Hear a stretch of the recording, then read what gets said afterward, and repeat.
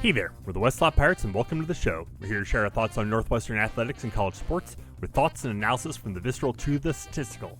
We run our tailgate with the red pirate flag flying high above as we give no quarter, especially the fourth. I'm Sam Walter. I'm John Lacombe.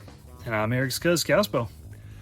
Well, gentlemen, as we are now 2 weeks ahead of game day up on the lake, South Dakota State coming in, we've gotten through our summer previews. We've talked about all the teams in the Big Ten Northwestern does not play. We've talked about all the Big Ten teams Northwestern does play. We've talked about our non-conference schedule. One thing we haven't really talked about, at least in depth, is our own team. We always kind of put a bow on our summer previews with as deep of a dive as you can get on the 2026 Northwestern Wildcats. So we're going to go ahead and do that tonight. I mean, just right off the hop, I'm excited. This is going to be fun. It's a celebration, boys. It is. And I'm excited and I'm wired. I think we'll get into all of it, but there are just a couple of things that, things could go well, things could not go well. There are things we're all incredibly excited about. There are things, and again, we'll get to discuss this down the road, but there are things where so many of our instincts as football fans are running up against so many of our instincts as Northwestern fans, and there's so much going on. And then the stadium, and I mean, this is going to be a wild season. I can't wait to get into it. So I'm going to quote our good friend Jay Sharman, like the posts. When you're thinking about this team, you can be good and dull. You can be bad and exciting, but you can't be bad and dull. And I think we're going to get something in the exciting or the good. I don't know which, but I don't think this is going to be a bad and dull year. Well, you skipped the positive one, which is you could be good and exciting too. Knock wood. Hey, he wasn't jinxing it, you know. That's the better way to sum up what I was trying to say. Right? Is I don't think this is going to be bad and dull. I think at times our hair may be on fire, but it could be a heck of a ride. So, John, we started off with the defense, and Northwestern in recent years has made hay with the defense. Obviously, offensive things aside, we'll get into that later.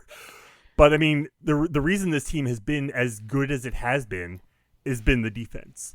And you look at this team coming in, and there's a lot of things to be real excited about. But there are some question marks. Everyone kind of leading in, the big talk is, what's the D-line going to be? That's like what a lot of people, I've heard that a lot. As you should. Yeah. So there is going to be some major whiplash here. And that's probably been your feeling as fans coming in terms of how you're evaluating this defense. And I'm not going to pour water on any of that. And we're going to go through all of it. But look, I'm not going to start with some big preamble this year, some extended metaphor, etc. We're going to need to rip this Band-Aid off right away so that we can assess what's going on here. And then hopefully, we find a way through. There's tons of great news here. Tons. Okay. That's going to come a lot later. We're going to dump all the bad news right out on the table right now. In the interest of doing that, I'm going to recount a conversation I recently had with a friend of the pod, a tremendous ball knower. I'm not going to name drop, but this is someone most of you are very familiar with. That conversation centered around the D-line. And this esteemed ball knower asked me, which aspect of the D-line worried me more, our run defense or our pass rush?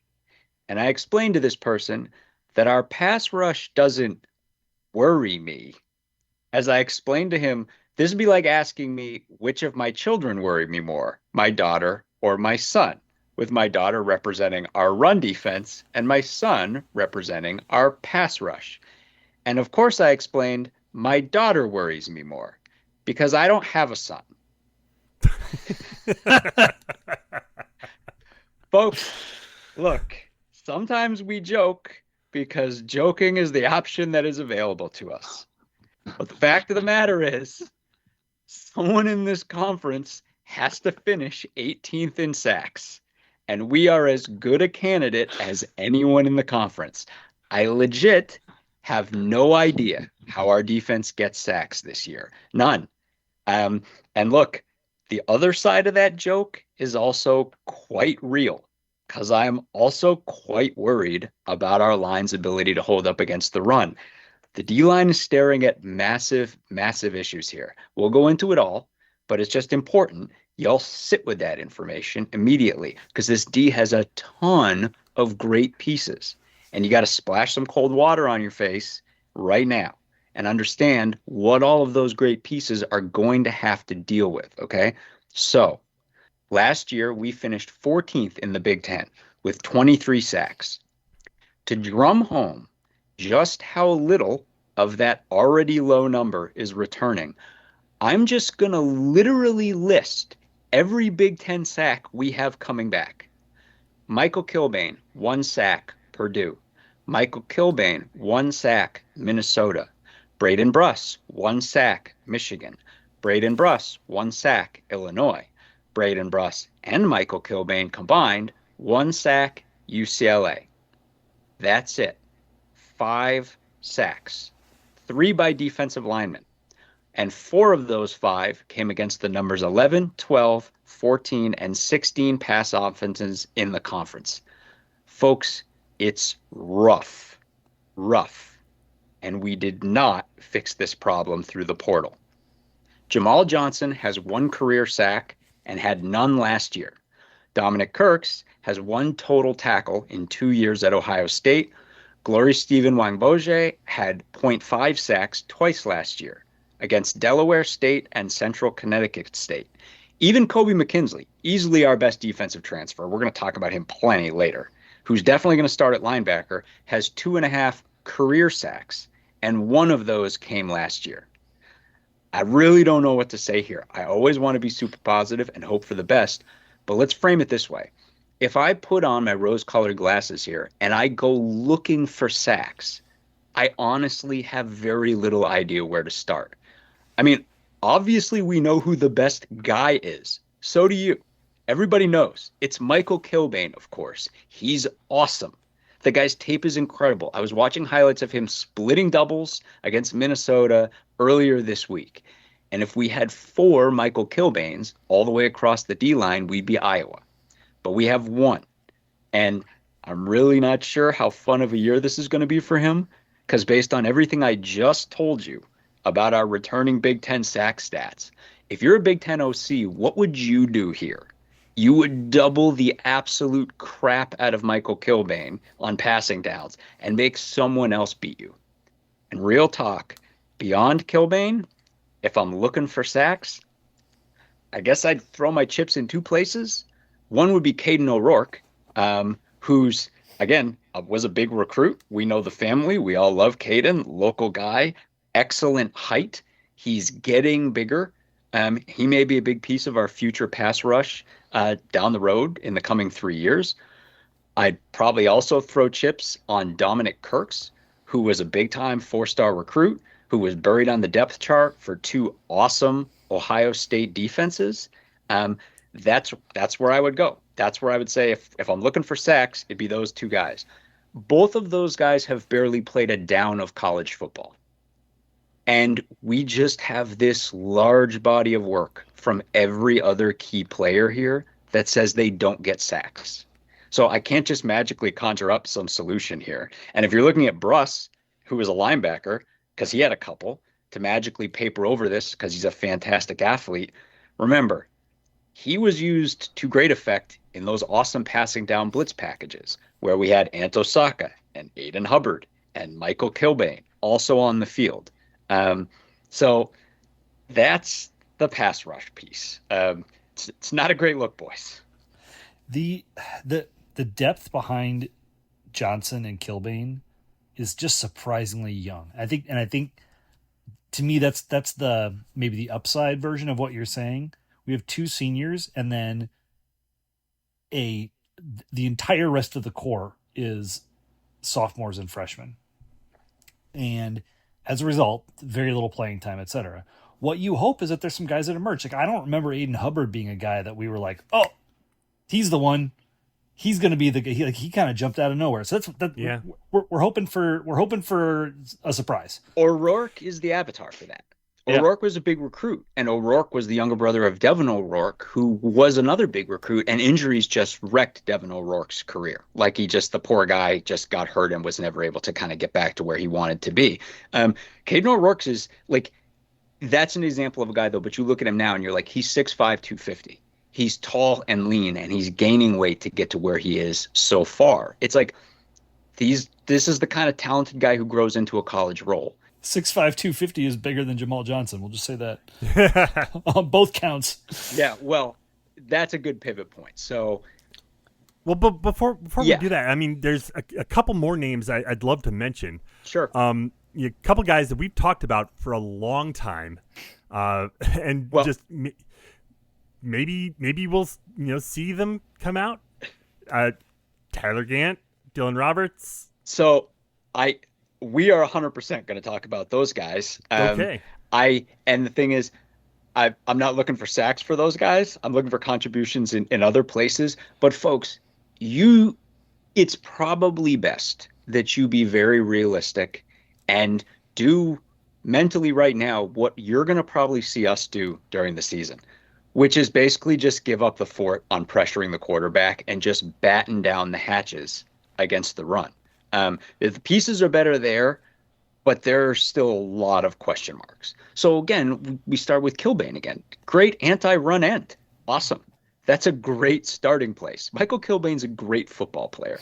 We also have Brendan Flakes, who was kind of the de facto third banana in last year's defensive tackle rotation, was a really solid reserve guy. He's a guy who has a real knack for batting down passes. That's a special skill. It's a unique skill. This is a guy we know. This is a guy who's been with this team. Again, reserve player, but like a valuable piece. That's two good starting places. But we need so much more than this in the Big Ten. And beyond those two guys, it's all question marks everywhere. So Migo Jackson is probably the other starting defensive tackle. And the sparse playing time he got last year did all come down the stretch as he worked back from an injury. He may take a leap. And if he did, that would be very much in the vein of like a Reggie Pearson did, or even a Flakes did, right? But Jackson still played in just 4 games last year with 5 total tackles. And he's, relatively speaking, unknown here compared to everything else. Because the next 2 guys in the depth chart, the next 2 you'd point to are the 2 guys Sam mentioned, Tyler Gant and Dylan Roberts. And Gant has been fighting to find a place in this rotation for years now. And poor Dylan Roberts has just been fighting through injury forever, right? And then this other guy, again, who we brought in through the portal, Glory Stevens-Wangboje, had 2.5 total tackles for loss last year against teams like Stonehill and New Haven. Okay? Those are questions. But again, I just listed you basically the whole depth chart. It's like we were talking about with the pass rush. If there's someone else who's going to play, they're going to be really young and a total unknown here, okay? And that's not putting them much ahead of the guys on the road. I mean, again, I look and I'm like, Brendan Flakes, I know exactly what I expect to be getting out of him. That's it. Everything else I'm just guessing. So when I say like batten down the hatches against the run, I think you should be looking across from Kilbane at that other defensive end spot and probably disabusing yourself of the notion that we're just going to be platooning this imaginary bevy of young pass rush specialists and just trying a bunch of guys out. This is going to be about holding the line against the run, folks. And Jamal Johnson is a big example of this. This is one of our top transfer defensive linemen coming in. Jamal Johnson played for UCF last year, and he did not have a sack last year. 11 UCF defensive linemen had at least 1 sack, and Jamal Johnson was not one of them, which sounds really rough, except Jamal Johnson was 6th among UCF defensive linemen in tackles for the number 4 total defense in the Big 12 last year. there's a lot of Jalen Pate here. Okay. This is like a guy who plays bigger than his list size on rundowns. That's a super useful piece. That's a very useful rotation piece at defensive end against the run. Okay. And real talk, you're going to see a ton of Callan Campbell here. As much Callan Campbell as he can give us, probably. Um, Unlike so many of the other options we have at end, Callan Campbell played a bunch last year. And Callan Campbell's a large guy. Okay. Don't even really feel like I'm guessing here because we saw Northwestern do this for years with Sean McLaughlin in a very similar situation. Okay. Looking at the guy and being like, look, I don't think we're going to get stats here, but we need minutes here because we need size to absorb blockers and we need guys who can be fresh and can absorb offensive linemen so that we can get this thing done and stretch this thing out. Okay. We got to establish a beachhead here. Okay. So that all the guys behind this unit can leverage themselves and carry more water here. But if we're talking D line, we have to address the fact that it's clear that the guys who are no longer on this defensive line are considered across football to be very, very good players. And yeah, Aiden Hubbard's in the NFL, and yeah, Anto Saka was paid a king's ransom to go to Texas A&M. But I'm really talking about Carmine Bastone and Najee Story here. Carmine Bastone's currently starting for the Edmonton Elks in the CFL. And the guy's making big fourth down stops on Canadian national television right now. Bastone and Story were rocks for us inside. They were big, they were strong, and they each had tons of experience playing Big Ten football. And the only guy that we even have that remotely replicates that right now is Flakes. So again, I'm like, I feel better about this than I do about the pass defense, but there are still major question marks here. I want to steer into that batten down the hatches piece on the run D, and I mean this is going to continue to come up as we progress to the rest of the defense. And I'll admit I'm getting a little ahead of things, alluding to our schedule, but outside of the big three, Indiana, Oregon, and Ohio State, the only other team on our schedule, on paper, I'll say, with the talent and the quarterback and the offensive scheme to attack a defense without establishing the run first is Illinois. And in that way, this strategy that we have seen many, many, many times a Northwestern defense deploy of batten down the hatches, shut down the run, and then, hold up as best you can on the back end. This has been a tried and true path for Northwestern, and our schedule is amenable to that this season. Yes. So, and we'll talk about this more, but you teed me up to mention it right now, right?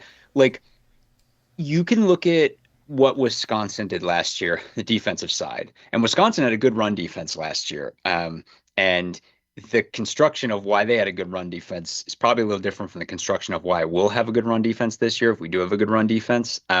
But we talked about Wisconsin earlier in the summer that Mike Tressel kind of just like he was like, I can't get sacks. So to get sacks, I'm just going to go batshit with my pressure. And he upped his sacks a ton and then paid for it on the back end massively. But to your point, Scuzz, I just don't think McGarrigle's going to do that because he is a disciple of the most bend but don't break defensive coordinator. Mike Hankwitz was literally the god of this, right? Being like, How is Jamal Johnson's hands? Yeah, right. Exactly. How's he getting back into the flats and getting you a big interception? Exactly. That's the thing. I think that that's what we're more likely to do, right? Is take the temperature and just try to bend but don't break. And again, like we haven't gotten to so much here, but the one final piece though that we have to address is the other massive blow that this defensive line endured, and that's the loss of Christian Smith. Christian Smith is a very ascendant coach. This was an awesome defensive line coach for us. He was an awesome hire. And now he's the defensive line coach at Penn State under D'Anton Lynn and Matt Campbell. There's zero doubt that we benefited a ton from having this guy for a couple of years. We went through it over the past couple of years of just how much of a wizard he was working with this unit, especially during games. And that's nothing against incoming defensive line coach Ross Kaloji, who has a ton of experience at Stanford and Wisconsin, working with very similar talent pools of players to what he currently has at Northwestern. It's just we have to be realistic. We just lost an awesome position coach at the exact moment that this unit is facing massive turnover. It's just a ton to deal with. You hope for the best, but we're just dealing with a lot all at one time. So let that all sink in. Like I said off the top, throw some cold water on your face right now. Okay. Deal with it, sit with it, adjust to it. That is the Titanic hurdle. That front four and how we're going to constitute it and how we're going to stand up, particularly in the run game. Okay. How are we going to stand up against those teams that really want to power run against us throughout a whole Big Ten season? The hope is that the rest of the defense can pick up a lot of the slack. And folks, let me tell you, the rest of the defense is friggin' sick. Here comes the good news. Let's start with the linebackers. Kobe McKenzie was a monster piece to add through the portal, okay? And frankly, Northwestern's history of getting defensive players like this through the portal is practically non-existent. This guy is the real deal, folks. He played a bunch at Oklahoma. He's very highly regarded at Oklahoma. He was a dependable member of their rotation for 3 years. And across those 3 years, he did a little bit of everything. 84 career tackles, 10 and a half tackles for loss. But more importantly, the tape is just there with this guy. It's just there. You can see it. It screams at you. Remember, Oklahoma's defense has gotten way better under Brent Venables, and they were unreal last year. And this guy was very much a part of that. Okay. You watch this guy, he's solid, he's smart, he hits like a truck, he flies around.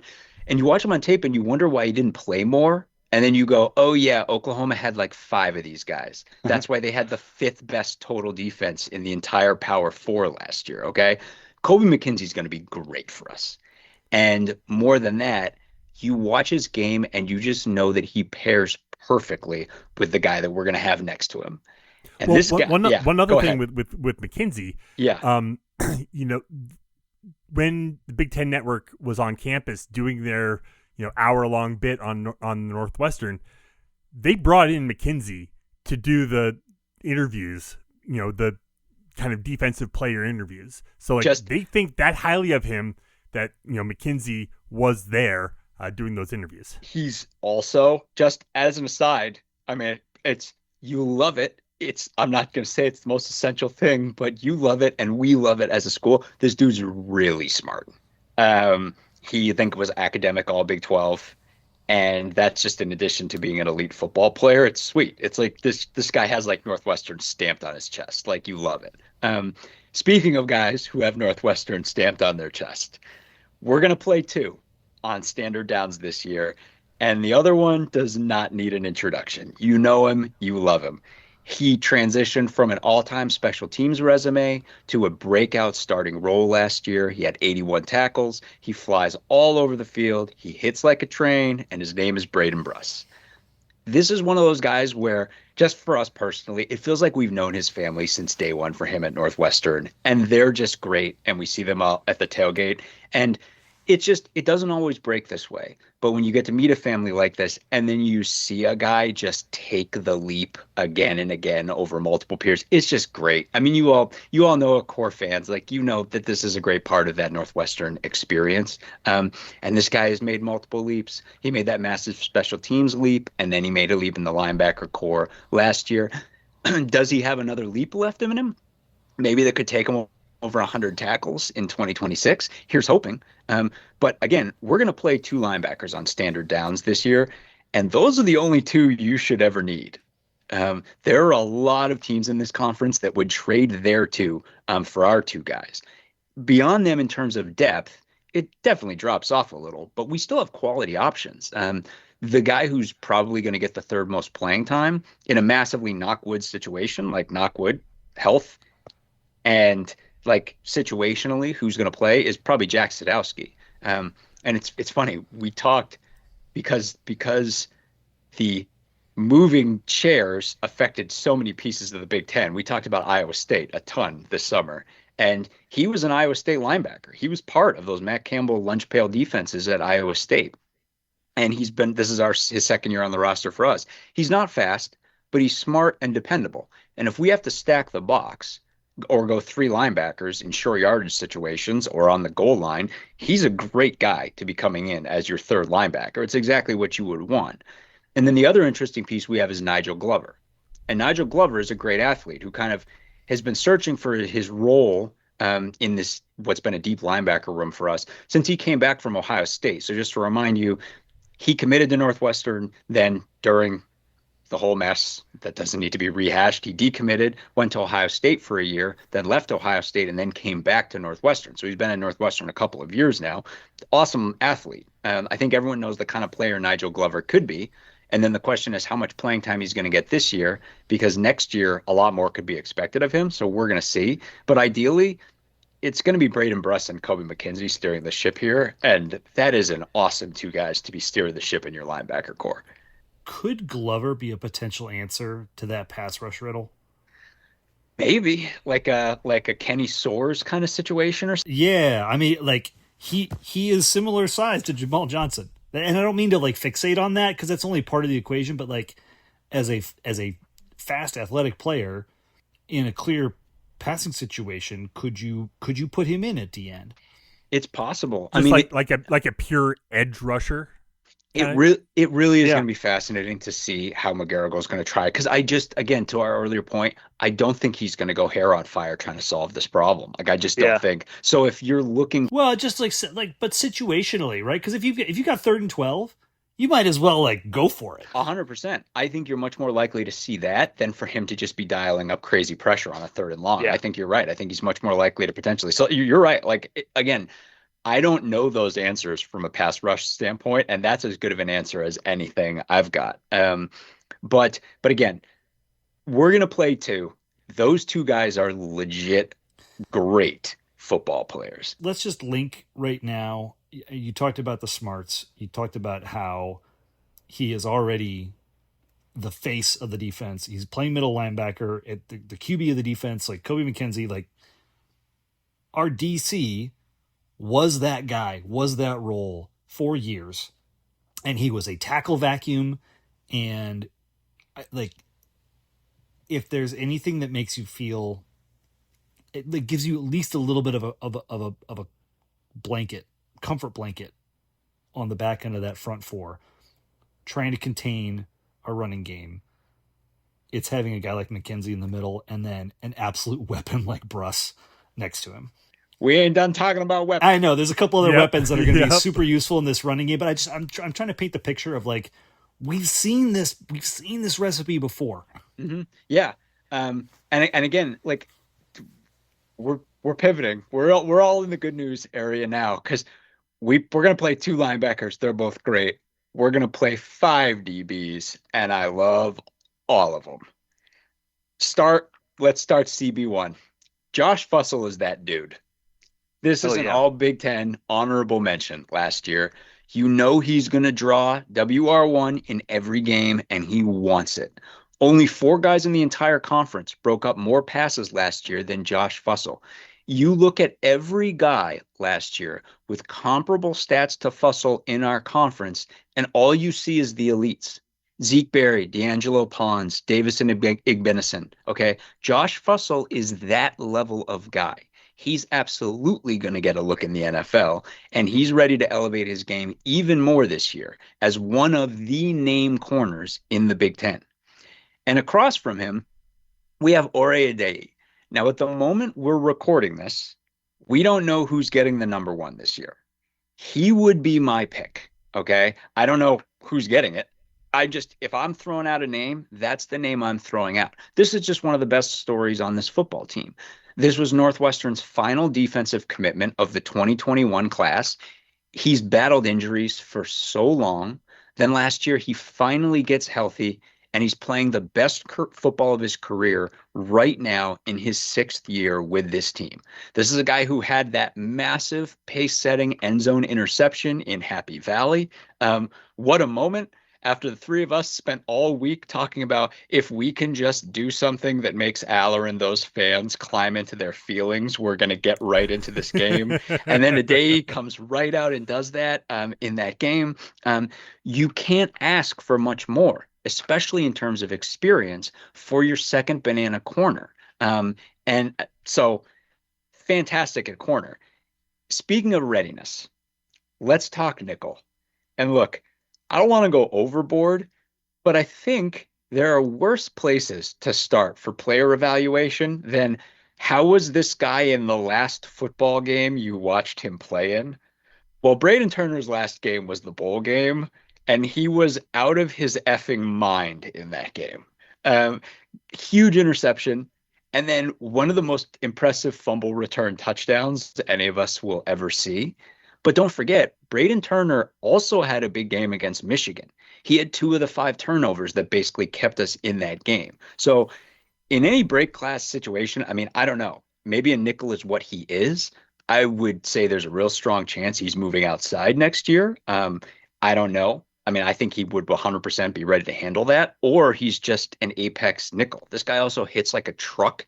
I was watching highlights of the end of the Penn State game, and one of the last Penn State offensive plays is they threw that swing pass out route that, first of all, Kilbane almost intercepted, and then it made it past Kilbane's hands. The back caught it, and then Braden Turner erased him. You watch plays like this, and you're like, well, that guy's back. So sick.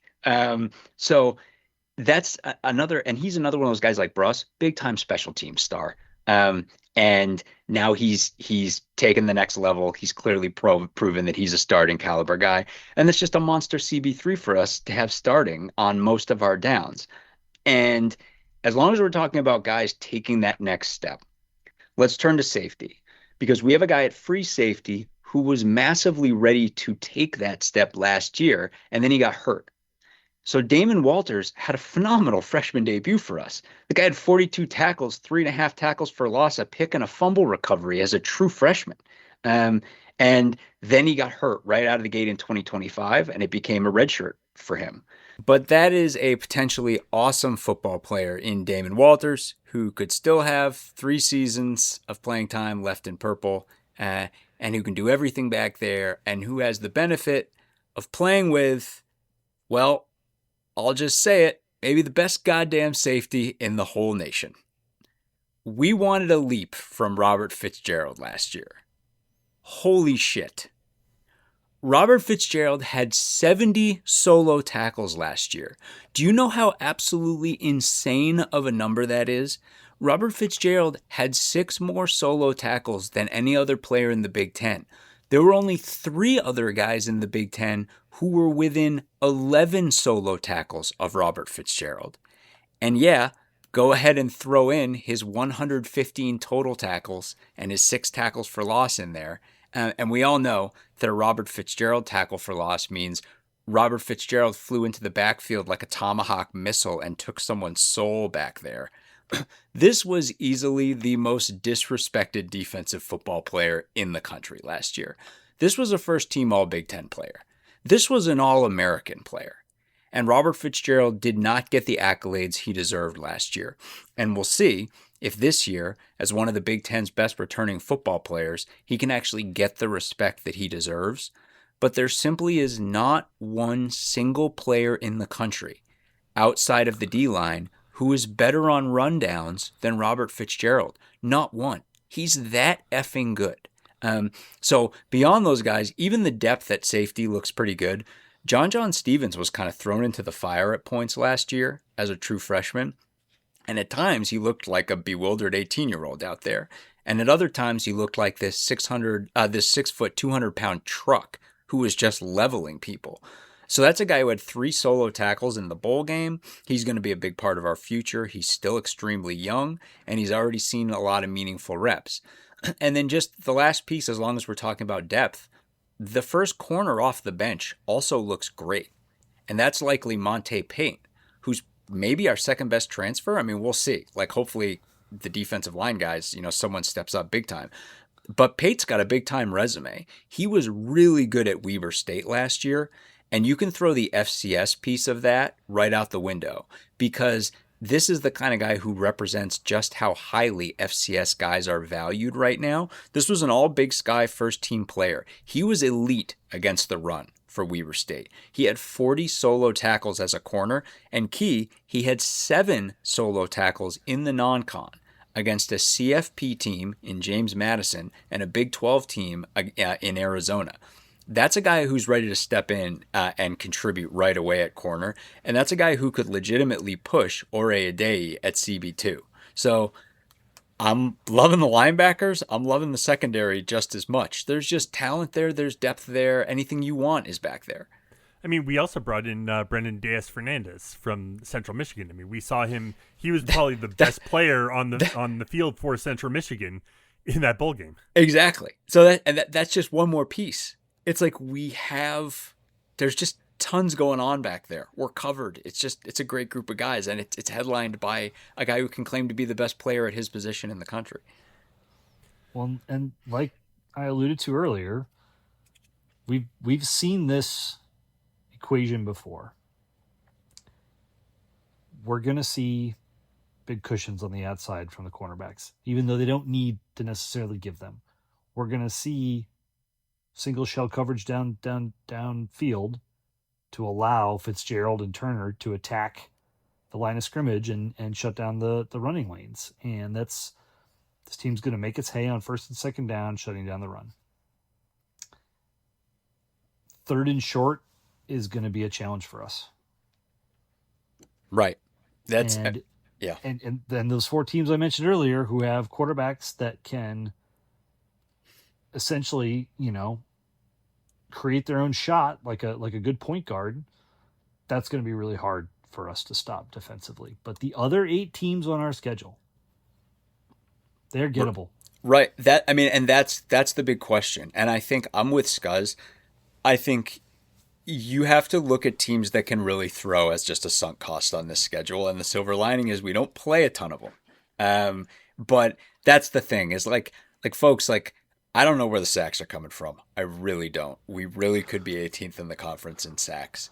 And our secondary is awesome. But like Scott said, if you got some guys who are special and can just buy time and just wait and wait and wait, if they've got all day, like, guys get open. Like, you can't give quarterbacks that much time if they're above a certain level. But yeah, like, for all those other teams that aren't at that level throwing the ball, particularly the ones with weaker wide receiver cores, like, we just have matchup advantages back there. Our secondary's legit great. And yeah, like you mentioned those like third and shorts.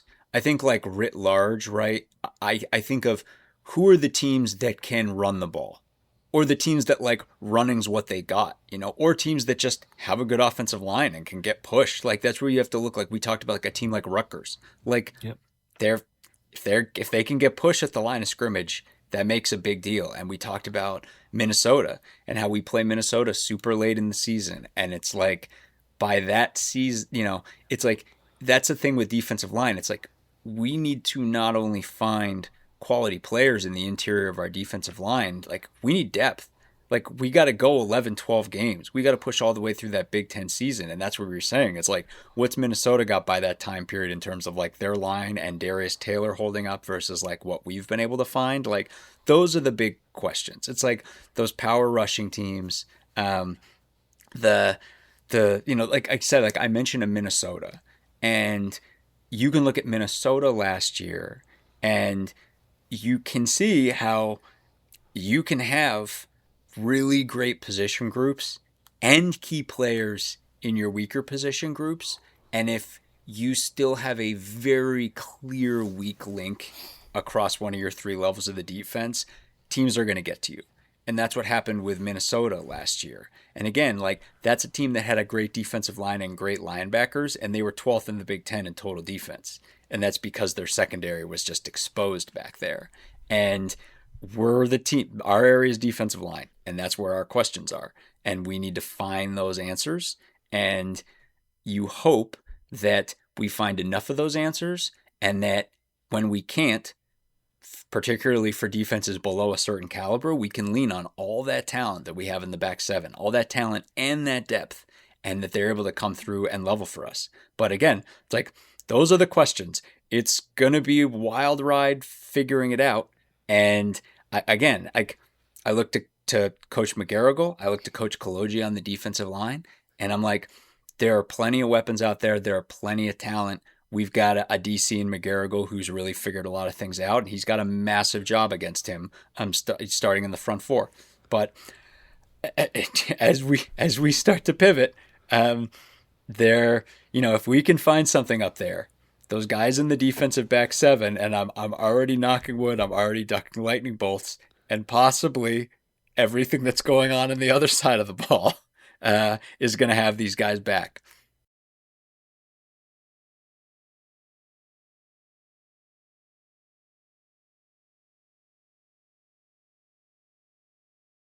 If you or a loved one is seriously injured by someone else's negligence, hire Kent Simpson of the Simpson Law Group. After over a decade prosecuting murder cases in Chicago, Simpson opened his own firm focused on wrongful death and personal injury cases. He specializes in car, truck, motorcycle, boat, and other transportation accidents, as well as construction accidents, medical negligence, slip and falls, product liability, and more. Millions recovered for clients, no fee unless he wins. The Simpson Law Group, compassion, empathy, and vigorous advocacy. Go to simpsonlawgroup.com or call 312-332-2107 for a free consultation, and go Cats. So Scuzz, historically, Northwestern's offense, in at least recent memory, has been terrible. I mean, it's just no sugarcoating that. It's just been brutal. So what do? We make a splash. And I think everyone is wondering, is the hiring of Chip Kelly going to turn Northwestern's offense into something that is watchable? Is this finally the year? Yeah, exactly, right? Yeah, so I hope to answer that question. Much like my Ohio State preview, I'm going to spend about like 85% of this talking about quarterback and offensive staff, being Chip Kelly. I think, like, to set the stage for that, with the exception of QB and two other players, every primary starter on last year's offense returns. The wide receiver room, which was a giant question mark coming into last season, comes back with the entire two deep intact. The running back room, which we feared could lose a ton of talent, is also intact and bolstered by some key recruits. And we return 3 starting offensive linemen, a very experienced 4th offensive lineman, and brought in key portal depth, such that we can go 9 deep before hitting a truly inexperienced player on our offensive line. Now, we're not in an elite tier in the conference, but it's a foundation to add. I'm just going to give away the thesis here, like an upgraded quarterback and one of the best offensive coordinators of the last 5 years in college football, let alone 25. It's a hell of a foundation to build from. And when you consider that the foundation we're coming off of, the 2025 season, Northwestern's best offense statistically since 2018, we are in an even better position. And don't just take my word for it. The BTN guys were in Evanston late last week and commented that the offense looked way better in practice compared to years past. They were all kind of tiptoeing around like, Northwestern might actually have a good offense. Like, they were ducking lightning bolts just like you were saying, John. Yeah. Now, it doesn't mean that we're automatically going to be good, but it is very helpful to have some external validation on that. So let's talk quarterback. This is often where I finish, but this is where I want to start. First, Preston Stone was just fine by typical Northwestern standards last year. Not the best, not the worst. I looked back at Northwestern's last 6 good quarterback seasons. That includes Thorson's 2nd, 3rd, and 4th years starting, Peyton Ramsey's year, Ben Bryant's year, and Stone's year. I had some interesting observations. Completion percentage and yards per attempt have largely stayed consistent across all 6 of these seasons. Ramsey was the high water mark for completion at 62%. Thorson's sophomore year was the low at 59. Bryant and Stone right in the middle. Ramsey had the lowest yards per attempt at 6.1. The other seasons were all between 6.5 and 6.7. Thorson's sophomore year had the highest yards per catch at 11.4.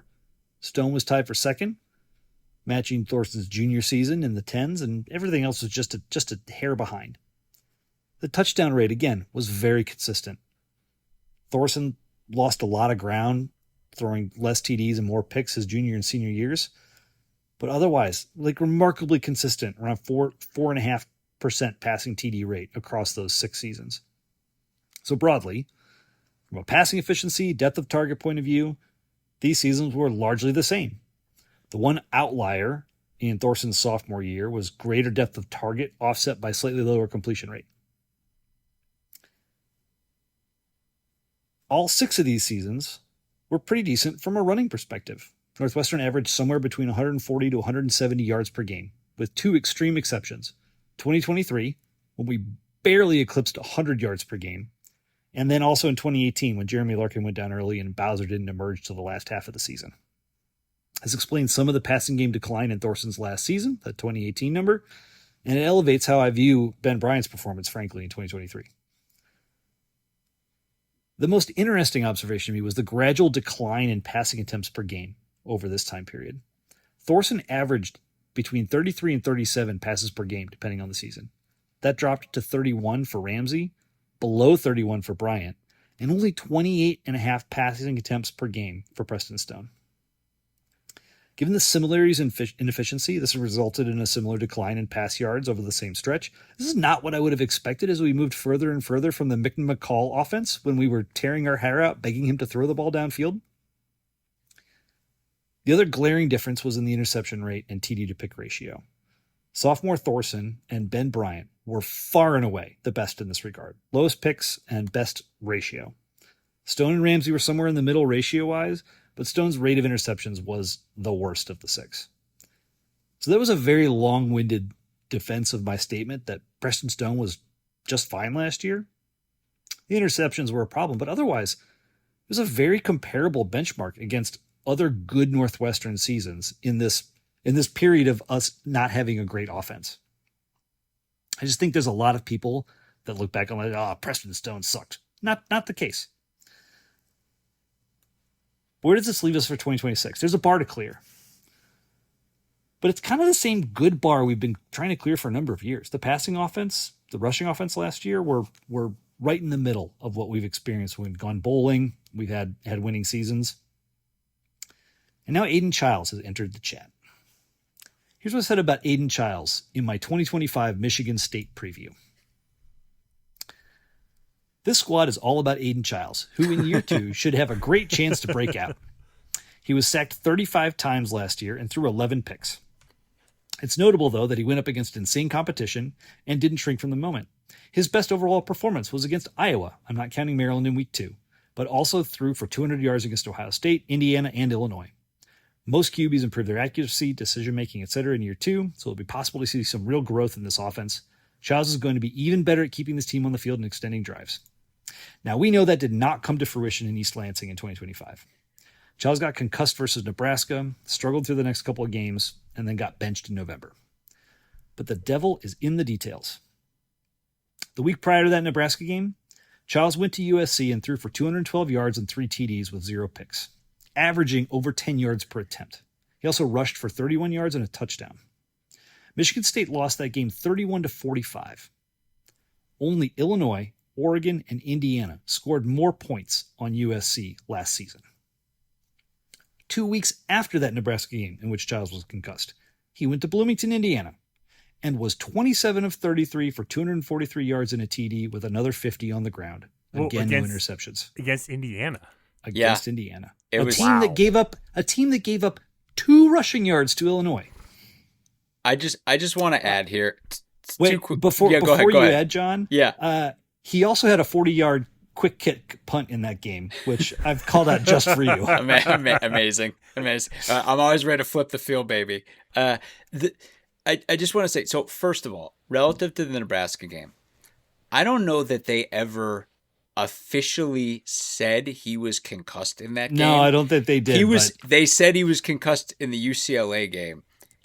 I just want to say, when we've talked about this before, but I got to go. What he went through in that Nebraska game, I get mad thinking about it now.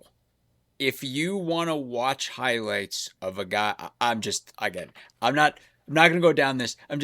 When you put the context of how he did in that Indiana game, and then you look at the hell he was put through the couple of weeks before that, it just makes it more impressive to me. Aiden Childs, the stuff he had to go through last year and what he was able to get done in the face of that is impressive just in and of itself. Yeah. So the week after Indiana, he got eaten up by Michigan, and then he was benched for the rest of the season. Or shut down. Yeah. Now, I don't know about y'all, but those stats against USC and Indiana look pretty damn good in just about any context, let alone compared to Northwestern's 2025 passing offense, which, again, was a decent offense by Northwestern standards, but not by NCAA standards. Let's compare Childs' full stat line from last year to the 6 Northwestern quarterback seasons I referenced earlier. Of that group of stat lines, Childs' 2025 numbers rank first in completion percentage, first in yards per attempt, first in TD rate, and first in interception rate. Wow. Now, he's not number one by a mile in any of those categories, but still, to be number one across the board is telling. Plus, Childs can run, which is super important in our new offense. And frankly, it was probably important in our old offense too. Yeah. A lack of quarterback running was one of the biggest issues in both of Chip Kelly's first and final seasons at UCLA. But the years in between when they were really good, the quarterback was the second or third leading rusher. Now, the counter argument to this is that the best years of UCLA and Chip Kelly were all Dorian Thompson-Robinson, who was a really good QB, he got drafted, etc. But, I mean, the evidence to me would show that if Childs can stay healthy, he can 100% be that guy. I'm really happy for you and for all of us, and especially you, that Childs was named officially the starter today, because if he hadn't been, then that's a lot of work you put into this that would have gone out the window. I mean, it was pretty clear to me based on the social media and things leading into fall camp and when he arrived on campus and et cetera. The fact that Big Ten Network had him in the interview is like, come on, you're not putting Nico Marichal as your starter. Nico Marchio, sorry. Yeah. You're not going to start him if you just put Childs out there to do all your press. But I digress. Go ahead.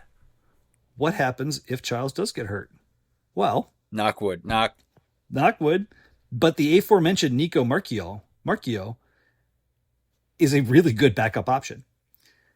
He started for West Virginia last year and looked pretty darn good in 4 games before getting hurt.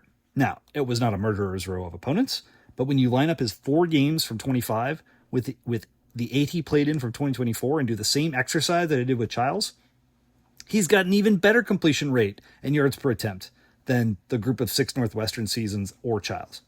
Now, he's not the same caliber running quarterback as Childs is, but he did average 3 yards per carry during his time at West Virginia and demonstrated mobility that can at least keep a defense honest or get him out of trouble on occasion. So, I mean, legitimately, in terms of proven, not theoretical performance at 2 other Power 4 universities, is this not the best quarterback room we've had at Northwestern since at least 2020, if not longer? I just want to say, too, there's a lot of Westlot Pirates tape on Aiden Childs. Aiden Childs has been in our life for a while, and you can go back, I don't know where, but you can go back in several years when we would be talking about the week's Big Ten games in the aftermath of talking about a Northwestern game, and we'd be like, well, Aiden Childs put on the cape again this week, and that this is that, like, that basically, like, be like, they ain't got much on that team, but they've got him, and that guy's capable of carrying you. I mean, and that's been a theme all summer. It's talking about, like, hey, a guy who can just put you on his back. Yeah, that's that guy. His biggest knock is inconsistency, and he got injured both seasons that he played at Michigan State significantly. Not significant injuries, but like when he was getting significant playing time. So that's the question, and that's the the step up in my mind is that if he can stay healthy and if he can be more consistent, that's incredible. But real talk, if he's what he was last year, that is a measurable step forward for our offense. It's not the one that we want and that we're hoping for, but it's a measurable step forward. And he goes from Jonathan Smith to Chip Kelly and Jerry Neuheisel. Indeed. So let's talk about that. What exactly is in store for us with Chip Kelly's offense? And I'm going to focus on UCLA because I think it's a more apt comparison than the 2024 Ohio State Buckeyes. So Chip wants to hit teams with a taxing physical running game and then make good on that through the air. This has evolved a bit since his time at Oregon. And frankly, it is not dissimilar to how Matt Rule, PJ Fleck, Kyle Whittingham, Kurt Signetti, or even Mike Bajakian think about offense. Pummel you in the running game and then make you pay over the top. Chip Kelly did not invent the RPO. He's not Karl Marx in this example. He's not even Lenin in this example. But he might be Mao, the coach who has used it to the greatest effect and the most longevity of success. How the worm has turned at Northwestern. So what sets Chip's offense apart from the others, in my opinion, is his expertise at designing sets, motion, and play sequences to manipulate and confuse defenses. And this is like RPO has been the modern RPO mixed with pre-snap read and setting up the right conflict pressure points on key defenders and defenses. This is what he does. This is what Chip has been doing for 25 years. The number of times we have bemoaned why our offense isn't going after a particular weakness on a defense or like the game plan, we thought it would be X and then it's Y and we're kind of scratching our heads.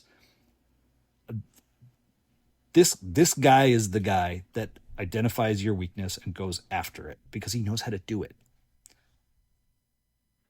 He not only does he understand the mechanisms of game planning and game day, he has clearly demonstrated through years and years and years that he can teach the players to execute his vision. And this is critical. This is one of the biggest falling down points of the coordinator changes that we've evaluated over the last 8 years at Northwestern. I think about Jim O'Neill. That dude had, like, when he would talk about his defense and what he wanted it to be and how he wanted to operate, how he wanted to use Brandon Joseph and this, that, and the other thing, it made sense. It was exciting. It was a great vision. He had no ability to actually teach it or execute it. Chip, on the other hand, has been extremely effective at the college level, teaching, implementing, executing at every single stop, going all the way back to 2006 and New Hampshire. So, a reprimer on Chip's UCLA offenses from my 2024 preseason preview. Quote, the fact that you just have all of your old stuff just at your fingertips, I love it. I absolutely love it. Google Drive's a hell of a drug, boys. Quote, I think collectively those of us outside the Pac-12 don't think much of Chip Kelly's tenure at UCLA. However, he took them from 3 to 4 wins per year in his first 3 seasons to 8, 9, and 8 wins in the last 3 seasons. They achieved this with significant improvement on both sides of the ball, mostly through increased offense, scoring 10 to 13 more points per game versus the era before him. Yes, please. Sign up for that. Kelly's UCLA teams averaged over 26 points in 6 of his 7 seasons, and they averaged over 30 points 4 different occasions. And they did so without an extremely high talent level. By comparison, over the same time period, Northwestern scored 28 points per game in 2017, and that's it. Nothing else is even in the same ballpark. This dude just knows how to coach offenses. For guys who developed in Kelly's system at UCLA, only 3 offensive linemen got drafted over those 7 years. They went in the 3rd, 4th, and 6th rounds. And if you don't count Zach Charbonnet's final transfer year after leaving Michigan, he got a bunch of running backs drafted in the lower rounds too. Like no-name running backs, I should say, drafted in the lower rounds as well. So the broader point is that he just wasn't working with the top end of the talent spectrum, unlike what was clearly true for Zach Lujan at SDSU. It said the running game is going to be a focal point. UCLA averaged 200 yards per game in those final 3 seasons. In Kelly's first year, they only averaged 113 yards per game, and he had to really build up that program in the image he wanted. Unlike when he got to UCLA and they were bad at running, and unlike when Lujan got to Northwestern and we were bad at running, Northwestern ran for 160 yards per game last year. That was our best mark since 2020. This is an outstanding platform to springboard into this new offense. Now, I want to talk about one other similarity between Kelly and Lujan, because to me, this is one of the cruxes of what we experienced the last 3 years. They both want big physical running game. That is how their offenses right now are prefaced. I believe Lujan struggled to adapt with the smaller backs at Northwestern and the lack of elite offensive line talent relative to what he was used to at South Dakota compared to his competition. Kelly solves this problem in 2 ways. One, by what I described earlier, being a master at designing, teaching, and calling offenses to outsmart and leverage opponents. He is also the highest profile name Northwestern University has hired to a coaching position ever. Ever. So, yeah. No, 100%. And it turns out that carries some weight recruiting players. Yeah. Or recruiting or retaining players. Joseph Hyman is a picture-perfect version of the speedy skill guy who has benefited tremendously in Kelly's system in the past. We thought he was a surefire transfer after being criminally underutilized the last 2 years at Northwestern. But one of the first things we saw post-Kelly being announced was Hyman's very positive reaction on social media.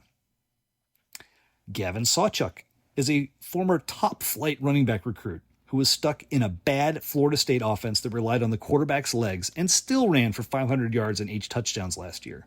He also put up numbers at Oklahoma before that. Dude is a rugged, physical runner. Excellent for this system. Welcome to Northwestern, Gavin.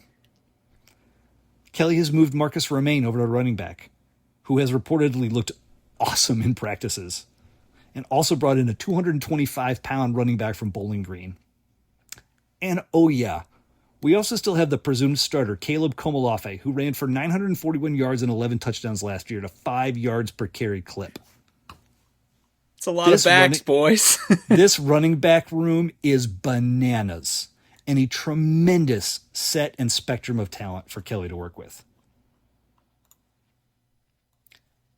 Now, everyone is excited for the pass-catching tight end we got through the portal, but Chip Kelly and I, candidly, are more excited to see 6'6", 275-pound Alex Honig pancaking defenders from the second tight end position. Oh, yeah.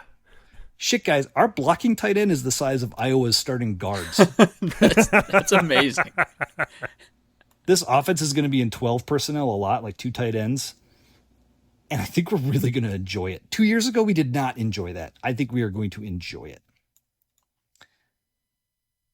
Nobody is excited enough about the offensive line. How? Well, except maybe John. And I think he knows where this is going. We lost Caleb Tiernan and Evan Bernstein. But maybe the most important development of the offseason is that we got Jackson Carcello back. Jackson was one of the best centers in the Big Ten last year. And getting him back means that Aratikai can stay at guard versus moving to center. It means Bursa and Cotton can battle out for the other guard spot. Both got invaluable playing time last season as backups, Bursa in particular having played in 12 games. At one tackle, Deuce McGuire, who was effectively a part-time starter last year, is an odds-on favorite to play. Or maybe you like Ball State / Alabama transfer, Arkel Unugum at 6'7", 345 pounds. I don't hate that. We've also got Nebraska and Oklahoma State transfer Grant Segrin. My point is, there's a lot of 6'7", 320 plus guys that Chip Kelly brought in. There's another one that came from the FCS. We also have Patrick Schaller, who played 11 games at Northwestern last year. None of these guys are quite the plug and play dude that Bernstein was, and none of them have the first round potential draft pedigree that Tiernan was scraping against last year. But the size, source, and quality and quantity of the transfers Chip Kelly is attracting is a new level for our program. And I'm sure Trev Noe, the new offensive line coach, is part of that too. Center depth is pretty shallow, which is also why getting Jackson back was such a big deal. But between the 3 transfers, Schaller, whoever doesn't win the second starting guard spot, there are 4 backups with real playing time experience. There are a bunch of other decent young guys, but they're all freshmen or redshirt freshmen. Some who've been going off in camp, like the BTN guys mentioned, Dennis Rahuski. But we can go 9 deep without even touching those guys that haven't played. That is damn good for Northwestern. Yeah, I was like kind of feeling okay about this before we got Carcelo back, and now I'm just like I just love that. Rahuski's like another guy, right? Like we've heard about him, they're loving him, and he's just and he's a depth piece. Yeah, he's just another dude. He's like so unlikely to even crack the starting 5. And it's the depth is the key though, because that is what has set. We've had good Northwestern teams in the past on paper that have no depth, and all it takes is a couple things to go sideways. Another spot that is just chock full is wide receiver. Which is so bizarre because we were what so a difference worried about a wide year receiver makes. last year. Yes, exactly. We are more proven and deeper than we've been in years. And last year, I mean, we all knew Griffin Wilde's name. We expected big things from him, although it wasn't a sure thing. Spoiler, he delivered. But after that, it was a gigantic question mark of who would or even could step up. Enter Hayden Elegon, 31 receptions, 14 yards per catch, a guy that could win jump balls in key situations at the sideline. He gave Stone an alternative vertical threat. We had 2 vertical threats. Is that legal? I mean, there must be a rule against it. That can't be right. It might also be communism. Probably is, yeah. Both of them are back, which is tremendous. I think most likely you're going to see the 2 tight ends. I haven't gotten to the other one yet, but the two tight ends, Wilde and Elegon on the field. That should be our base offensive set, I would assume. But then, Frank Covey, Carson Grove, Chase Farrell, Ricky Ahumaraze, and most importantly, Drew Wagner, another guy who's like just a prototypical fit for the Kelly offense. Those guys are all still on this team. They all played last year. They all had meaningful contributions. We're not relying on these dudes to step up and be ones, or even to be like, oh, we got to have a slot guy emerge. These are the depth guys that have a mix of size, speed, blocking ability. We also have 4-star recruit Jaden McDuffie. Now, I think he's going to take some time before he sees the field. But again, if he plays, he doesn't have to be the go-to guy. I like the chances to see Covey contribute a bunch, assuming he can stay healthy, especially as a wide receiver who can block. That's going to be a key component of how Kelly wants to run his offense. And I just love the idea of getting Drew the ball more. We talked about this a ton last season. When Drew Wagner was on the field, it opened up the offense in a way that we didn't see at other times. Like I think about that UCLA game. I think he was, I can't remember the other game, but there were a couple different times we saw him out there. And even if he wasn't being targeted, it just made such a difference in how we could attack. Now, he also had some fumbles. He's got to clean that up. But he can be another incredible piece here. I alluded to a new tight end. We have to replace Hunter Welsing, who was really good last year. We're bringing in Luke Denicky, one of the most intriguing guys coming through the portal this offseason. I don't mean intriguing Northwestern. I mean like Big Ten wide intriguing. Denicky played at Minnesota Duluth. That is way up north for those who don't follow college hockey. He gained 1,100 yards receiving and 14 touchdowns in 12 FCS games last season. Now, he might not put up 1,000 with us, but this is a huge add. I mean, we all saw what Wilde did, right? Like, This is a great option. Now, the question is, how huge will Denicky be? Because on UMD's roster, he was listed as 6'3", 205 pounds. And on ours, he's listed at 6'6", 240. That feels like some sort of logistical thing. Yeah, the truth is likely somewhere in the middle, but still. This guy has the potential to be a dynamic threat when paired with Wilde and Elegon. So pulling this all together, the best performing Northwestern offense in 6 years returns almost all of its starting and depth skill position players, sports a very solid set of offensive linemen with playing time that go up to 9 deep, has upgraded its quarterback, and is being coached by the most proven of all offensive coaches, whose last college offense won the national championship 2 years ago. Now, I have been guilty of giving this fan base false hope of an improved offense in the past. But if we don't look meaningfully better this year, we should just see if the Bears want to move to new Ryan Field and call it a day. I think the same thing. I'm like, we've been snake bit. We've all sat in these friggin' chairs a couple of years ago and like tried to, sold you on this OC and sold you on this OC. And I'm like, it's Chip Kelly and a bunch of really good guys. Like, I don't And QBs with better stat lines at Power 4 universities than our best quarterbacks of the last, how long ago was 2016? Of the last 10 years. Right. I mean, we've had a different starting quarterback every year for the past 8 years. For whatever reason or another. And like every one of them has been a transfer. But like that doesn't bother me as much as the pendulum. Yeah. Because last year Stone was fine. The year before it was a train wreck.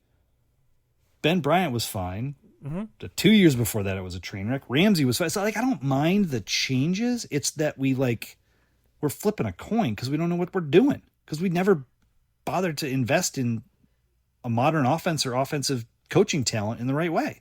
And now we finally have. Or have we been able to like homegrown quarterback? Yeah. Since Thorson. The other thing too, I mean, when we were talking defense, Scuzz was bringing up for you all, like, the benefits of like the silver linings in terms of like some of the offenses that we play.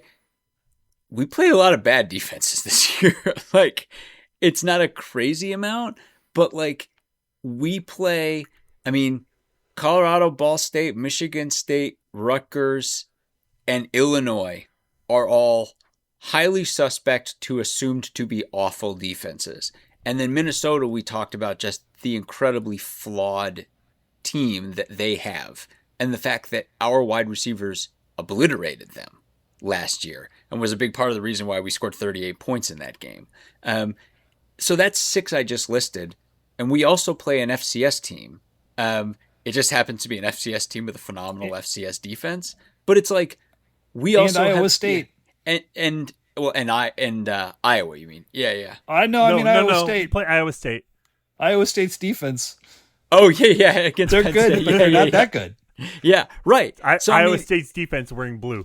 Right. I mean, it's like it's like so many of the other things you talked about. Like the headliners on our schedule have unreal defenses, but that's not the games any Northwestern fans looking at. And the rest of those games, I mean, it's like that's the other thing. I mean, again, I'm like, it's Chip and a ton of really good guys, and we ain't playing the Seattle Seahawks out there. There's a couple really, really good defenses, and then a lot of mid. We play the Seattle Seahawks 3 times. Yeah, right. Exactly. But the other 9, super interesting. Yeah, absolutely.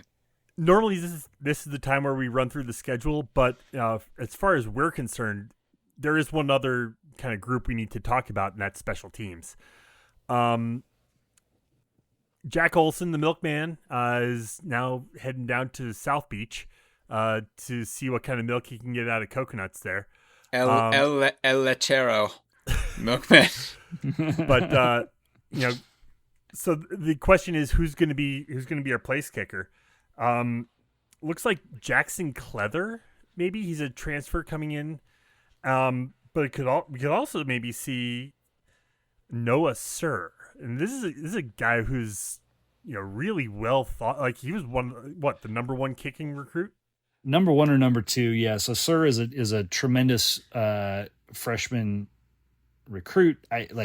We might see him. The thing is, though, Cleather was really good last year too. So he played at Bowling Green. And kicking transfers, like you don't have to project kicking for right. There's nothing that changes it. He was 19 of 22 last season.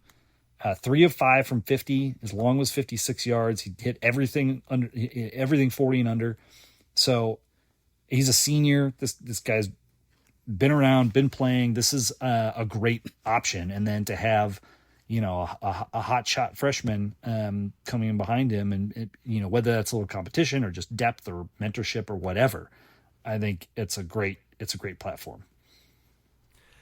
And then as punters go, obviously Luke Akers is gone, but Nikki Duganzik, who was in last year, did he redshirt? I think he must have redshirted. Right? He redshirted last year, but he played in 5 games. He played. Oh, Yeah, played in he 5.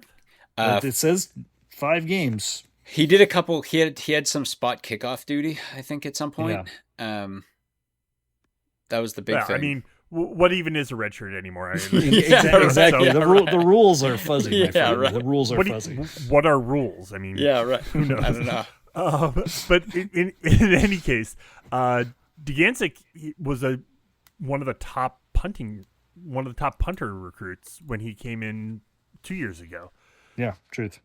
So on returns, I mean, pretty much everyone's back, and it kind of dovetails with the wide receiver conversation, because last year, after Joseph Hyman was the primary kickoff returner. Obviously, he returns.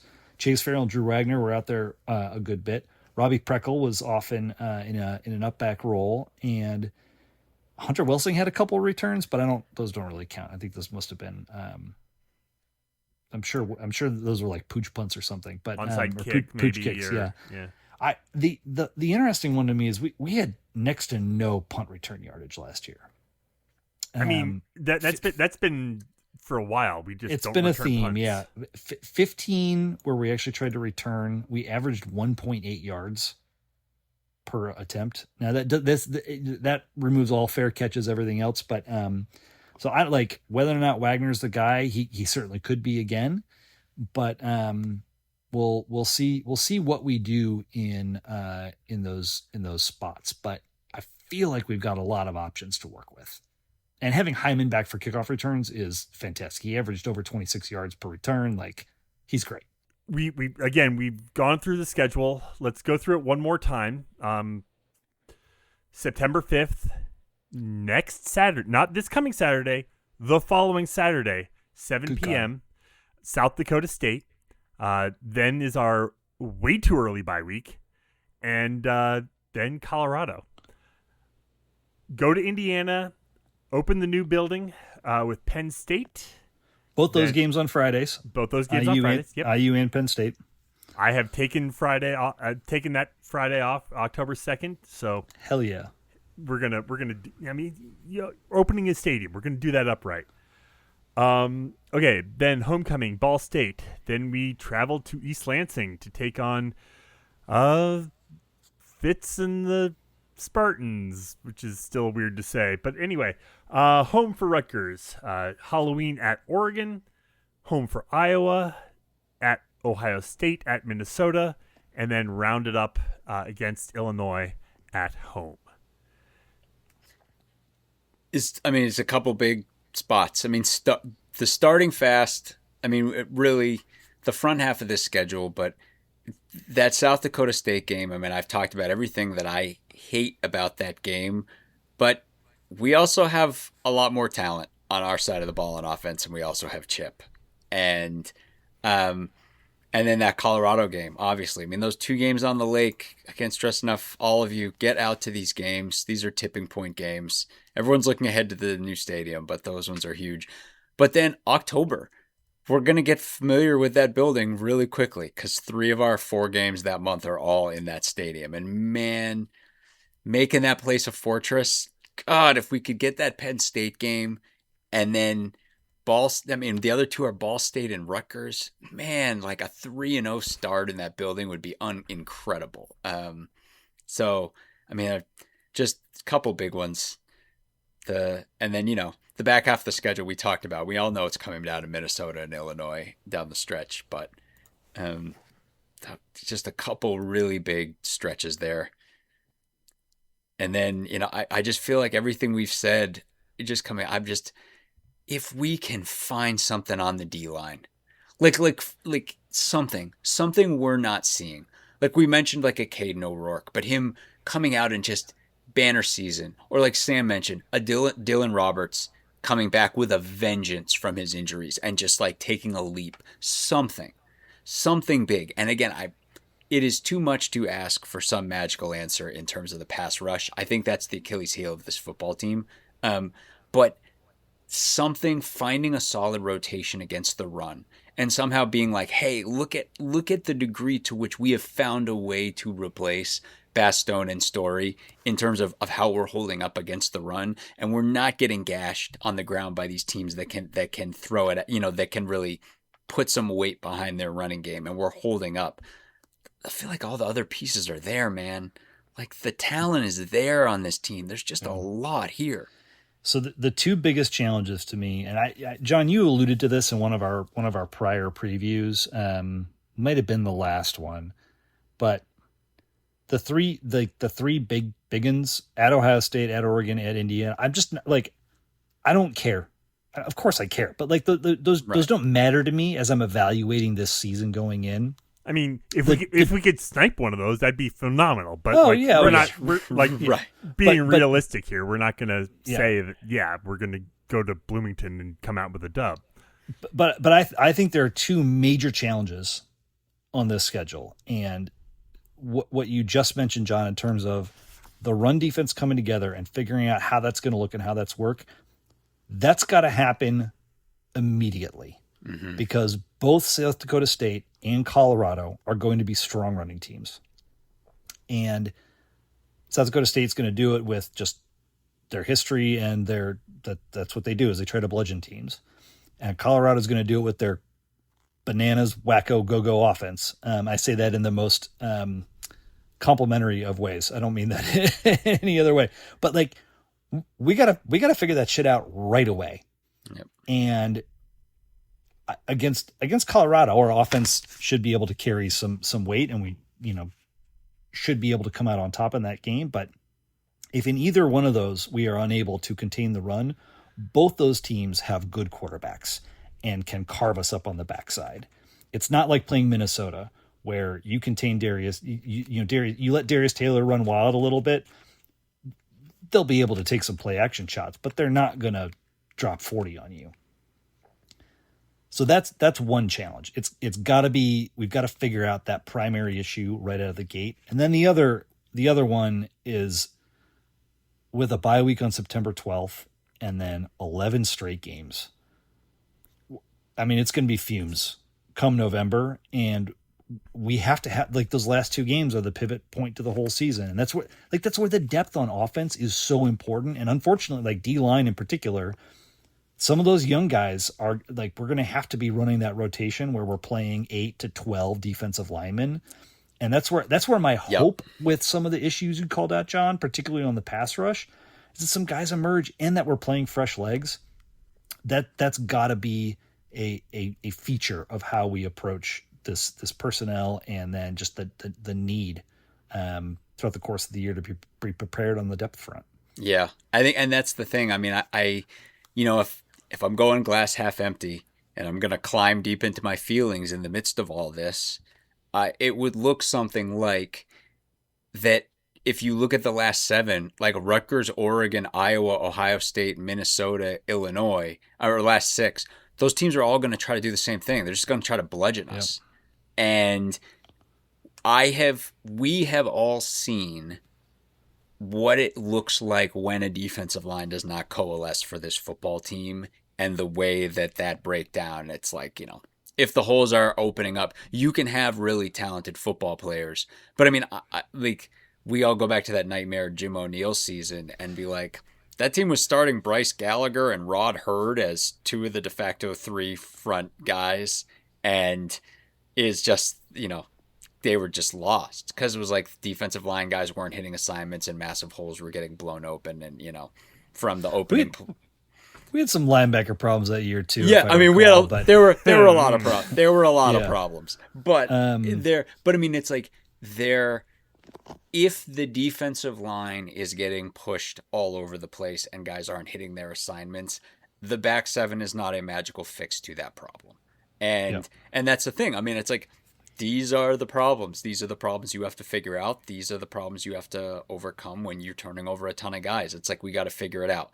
And you know what? Like, the flip side is, we've got positions all over the field on both sides of the ball where we're returning really good veteran guys. And it's never going to be perfect. You got to find a way. Well, and to allude to back to Sam, how you started this whole thing, talking about you can be good and fun, you can be bad and fun, you can be good and boring, but don't be bad and boring.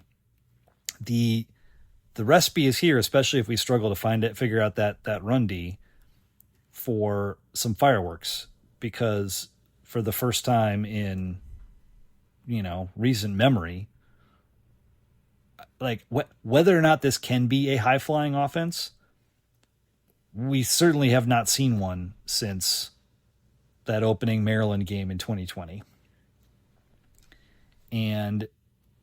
But this is also the best opportunity we've had to put something like that together.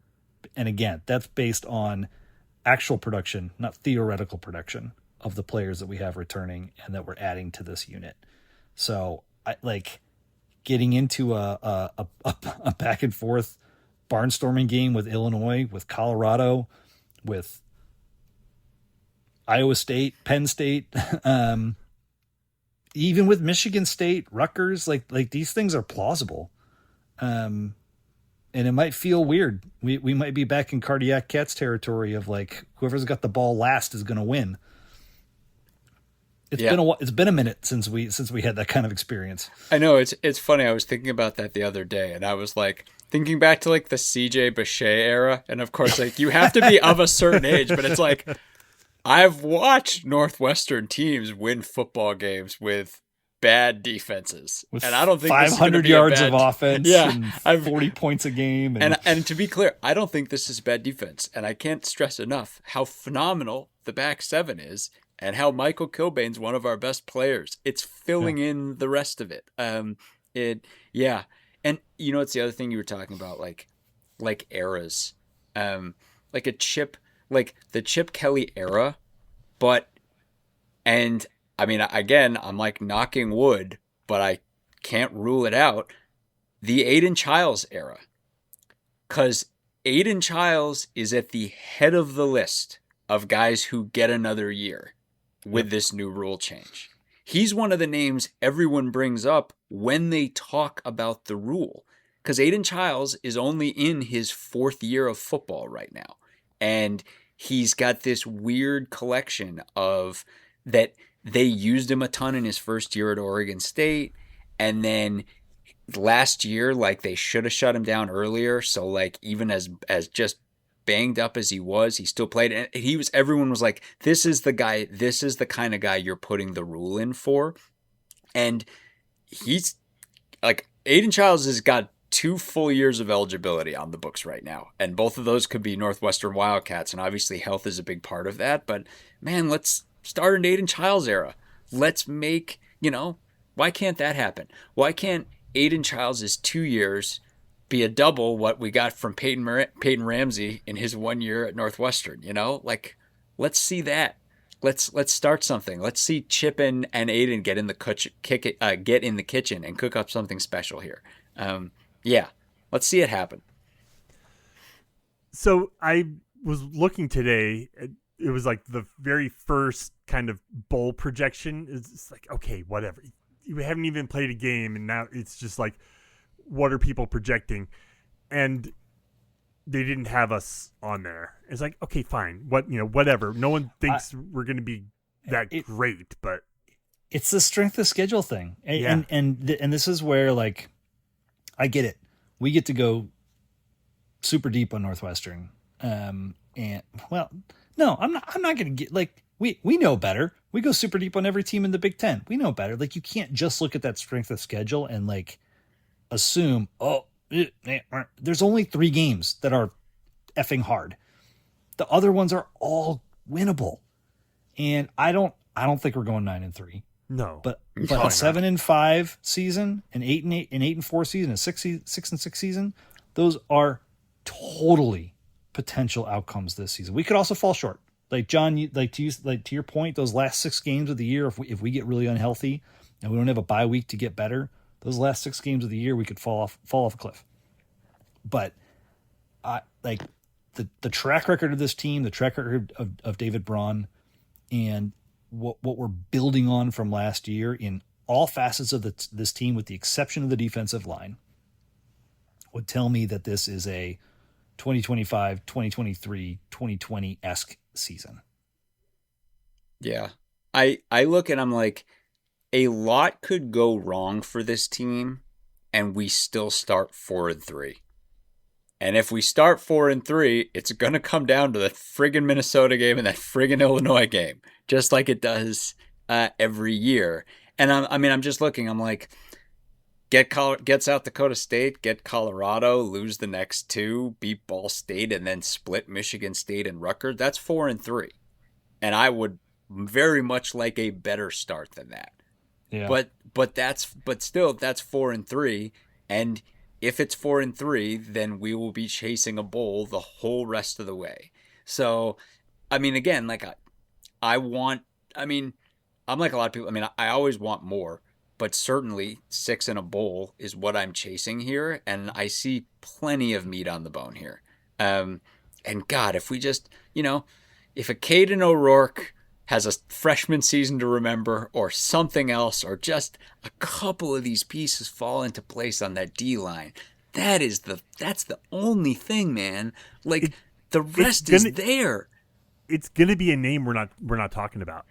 Yeah, I mean, it always is. It's like some guy who we just are not thinking about at this point is gonna like pop off against South Dakota State and just like light up their quarterback at a just highlight reel sack out of nowhere, and like that's what's gonna happen.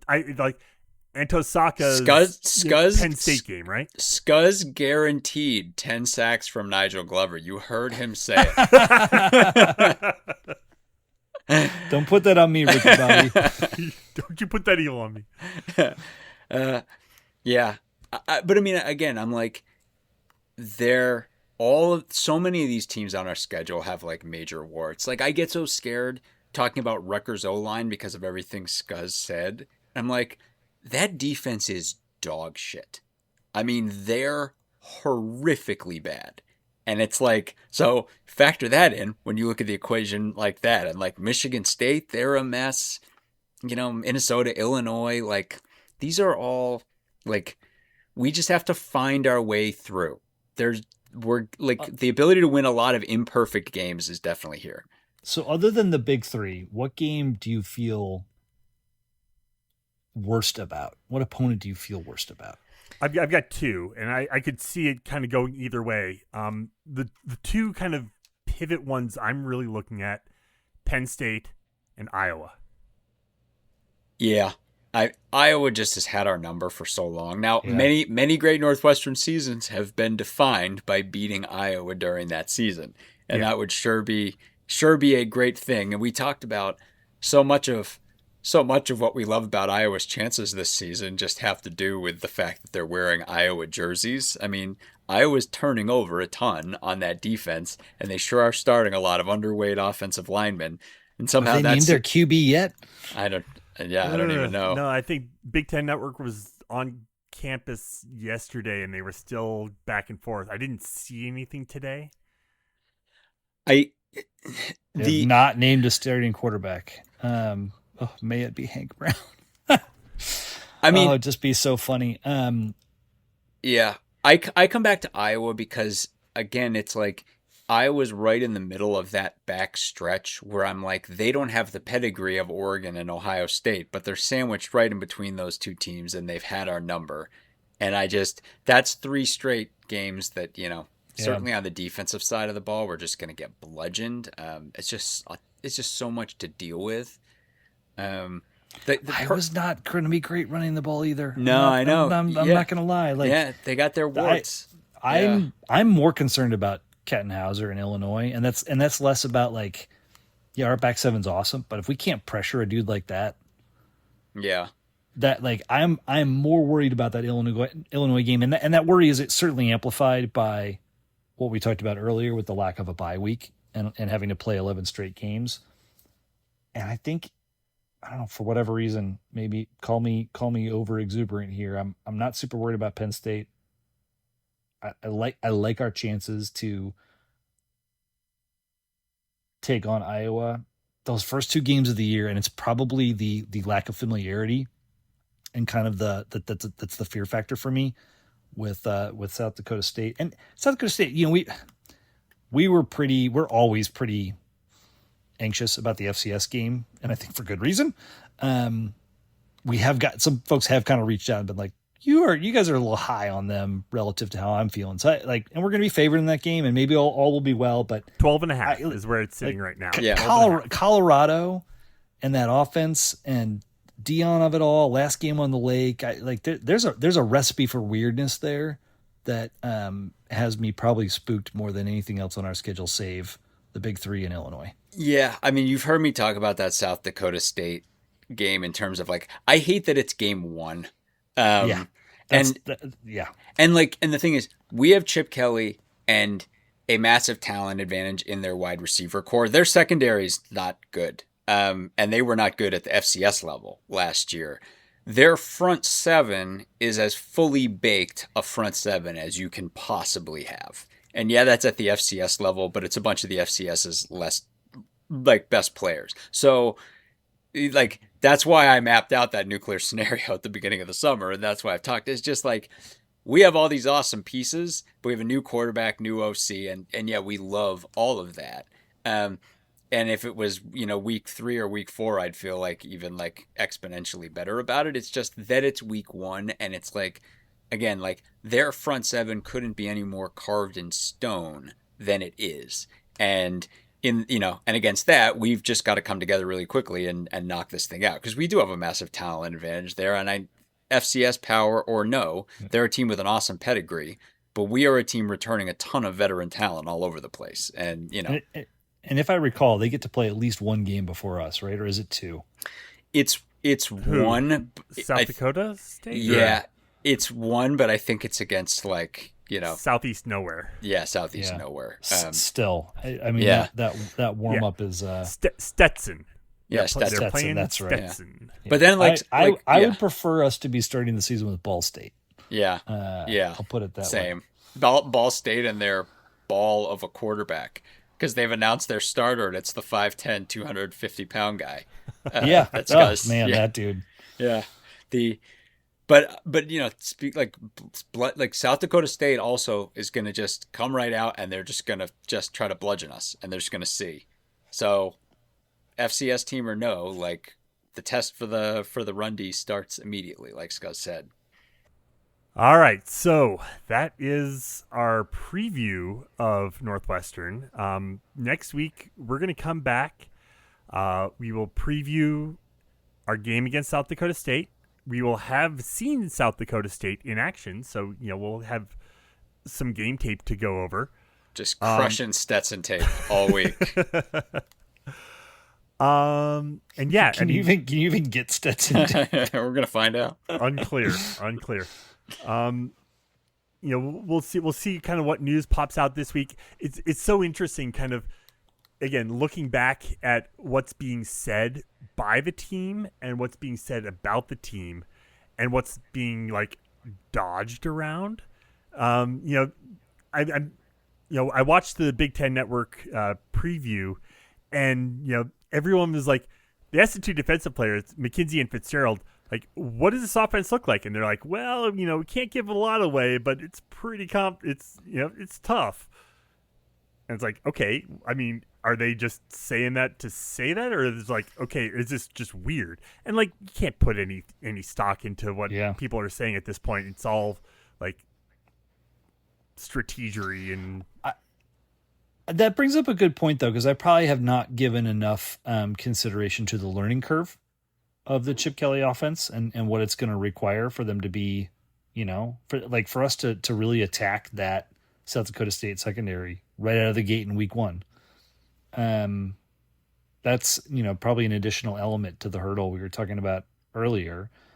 But the BTN guys were, you could take this. You could take this either way, but they said for the first time that any of them could ever remember that the offense was ahead of the defense in camp. And usually it's been the reverse. Now you can spin that as a huge positive. You can spin that as a massive negative. But I don't that's not the vibe in which that it was a positive note from the BTN crew. Not a harbinger of doom. The Big Ten Network crew in preseason camps are not going to rag on anyone. No. But you can tell where they called out like the defensive line as being Northwestern's weak spot, and we're going to need to see some players. And they talked about Migo and some other guy. Like they're not, to your point, Sam. It's a little bit of like a shadow story right now. You got to be able to like look for where the confidence is coming through, or where people are answering in ways that are kind of unequivocal, and where it's like, we're gonna see still. So I like, and not, we've got a lot of that, but I don't know. I'm probably talking myself into like less confidence about that South Dakota State game. It's like the more we go in circles here, but it is going to be interesting to see what comes out this next week in terms of starters, battles, all that sort of stuff as it comes to fruition. Yeah, we're all so used to the defense at the end of the day having to carry the day, even when we had like big offensive moments, because that's just been the norm for so long, really since like 2018, right? And that it's like in so many since 2015. Yeah, right. Honestly, and it's like, so it's like we're all so snake bit, but we're staring at a lot of really mediocre defenses and a ton of veteran depth and good guys at every single position group, and one of the best OCs of the past 3 decades of football. And I'm just like, let's just have that.